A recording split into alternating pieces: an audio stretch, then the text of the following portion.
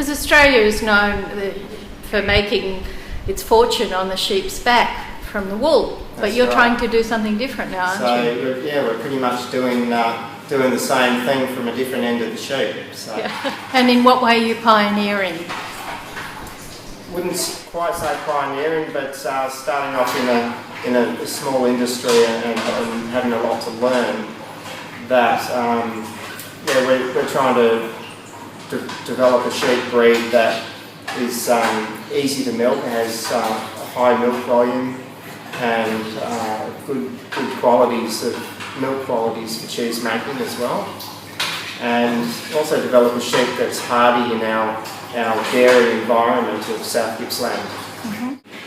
So the flavours we get in the cheese are a result of a combination of things, starting at the farm with what the animals are eating, and then what cultures I select and choose to put in the milk, and then how we let those cultures develop through the life of cheese.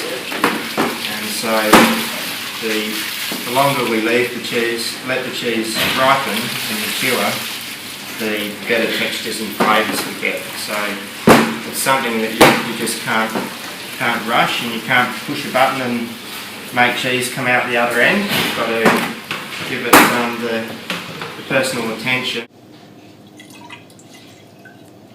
Okay. So without the rennet, you've just got soured milk that doesn't coagulate into curds. Okay. So the rennet's what makes the curds and whey. And it's vegetarian? That's right. It's,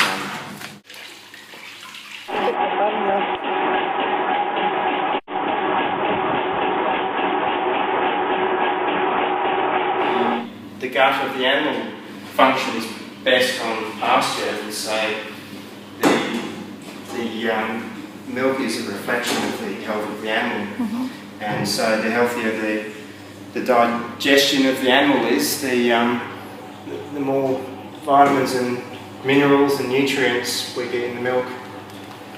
So in a few moments it'll magically turn from milk into cheese. Yeah. So what is it that makes Red Hill distinctive from larger commercial cheese makers? Well, I guess big factories have high costs, and so they have to do things very quickly, and they can't afford to give the cheese time to necessarily ripen as we would let it ripen. And also they don't have the flexibility that we have when we're making cheese by hand, and you will see shortly in the next stage how hands-on we are here. Nothing's automated or mechanised. It's all made by hand, and we can adjust according to the changes in the milk through the season. And the milk's always different when it comes in, and I need to be able to change my recipe on the spot to end up hopefully with a consistent product at the end. And so it's very important that I stir by hand so I don't damage the curds when they're at such a delicate stage. That is beautiful.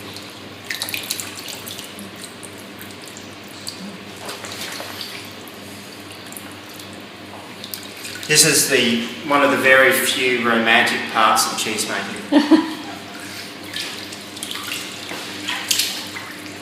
What caused your family to go into making cheese? How long has your family been making cheese to begin with? Well, in the beginning, I started. I've always been in the sheep industry all my working life, and so I started off with having sheep. And my father Trevor developed the interest in cheese making when he retired from science teaching, and I guess it sort of caught on, and I became interested in myself as a farmer. I could see the correlation between growing pastures and animals and growing cheese. Cheese is a living, growing thing. So every time somebody changes the shape and size of the cheese, it really makes a different cheese.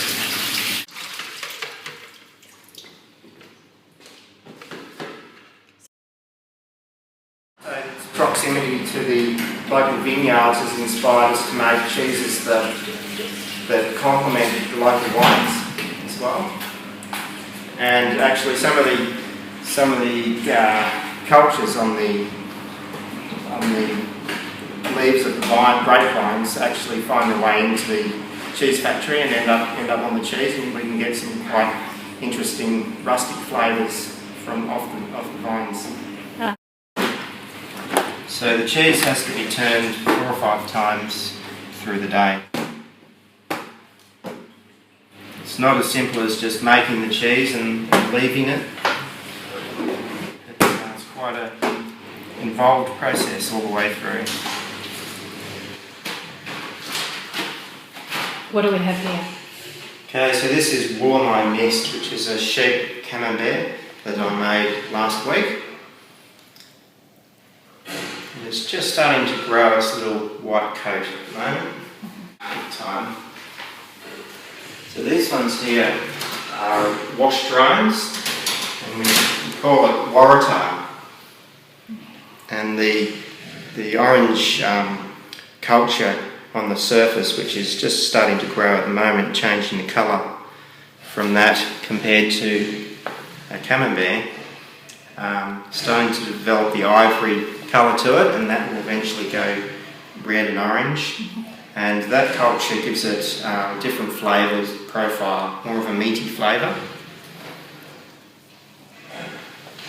I just knew that I had to be in that industry. The sheep cheese industry was where I was destined to be.